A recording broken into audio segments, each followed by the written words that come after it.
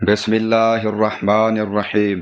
حضرت ابو بکر صدیق رضی اللہ عنہ نے بیان کیا کہ انہوں نے رسول اللہ صلی اللہ علیہ وآلہ وسلم سے کہا کہ مجھے ایسی دعا سکھا دیجئے جسے میں اپنی نماز میں پڑھا کروں۔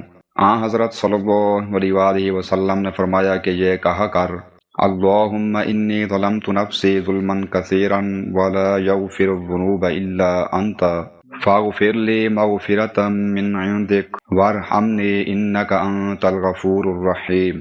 اے اللہ، میں نے اپنی جان پر بہت ظلم کیا ہے اور گناہوں کو تیرے سوا کوئی معاف نہیں کرتا، پاس میری مغفرت کر، ایسی مغفرت جو تیرے پاس سے ہو، اور مجھ پر رحم کر، بلا شبہ تو بڑا مغفرت کرنے والا، بڑا رحم کرنے والا ہے۔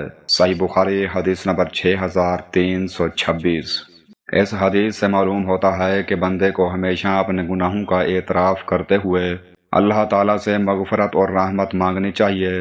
گناہوں کو حقیقی طور پر معاف کرنے والا صرف اللہ تعالیٰ ہے۔ نماز کے اندر خصوصاً تشہد کے بعد سلام پھیرنے سے پہلے دعا مانگنا مشروع اور باعث فضیلت ہے۔ حضرت ابو بکر صدیق رضی اللہ عنہ جیسے عظیم صحابی کا بھی استغفار کرنا اس بات کی دلیل ہے کہ ہر مسلمان کو کثرت سے توبہ و استغفار کرنے چاہیے۔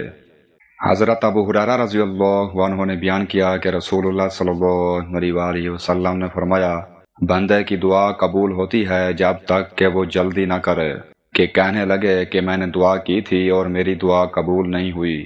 صحیح بخاری حدیث نمبر 6340۔ اس حدیث سے معلوم ہوتا ہے کہ دعا کی قبولیت کے لیے صبر اور ثابت قدمی ضروری ہے۔ بندے کو دعا مانگتے رہنا چاہیے اور مایوس نہیں ہونا چاہیے، کیونکہ اللہ تعالیٰ اپنی حکمت کے مطابق دعا قبول فرماتا ہے۔ بعض اوقات دعا فوراً قبول ہو جاتی ہے، کبھی تاخیر سے، اور کبھی اس کے بدلے میں کوئی بڑی مصیبت ٹال دی جاتی ہے یا آخرت کے لیے اجر ذخیرہ کر دیا جاتا ہے۔ مومن کو اللہ کی رحمت سے ہمیشہ امید رکھنی چاہیے اور دعا کا سلسلہ جاری رکھنا چاہیے۔ یہ حدیث ہمیں صبر، حسن ظن باللہ اور دعا پر استقامت کی تعلیم دیتی ہے۔